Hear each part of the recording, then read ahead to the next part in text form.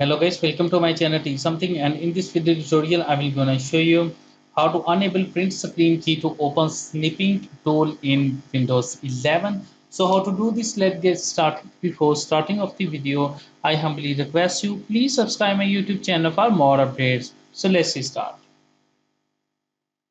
Okay guys, first of all, going to your settings of your Windows, go to your accessibility option. After doing this, guys, scroll down and click on a keyboard. After doing this step, enable a use a print screen button to open screen snipping. So turn on it, go back.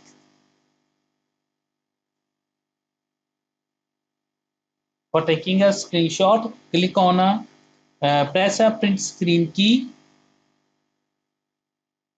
to draw to take a screenshot. Now you can see that. Now here is.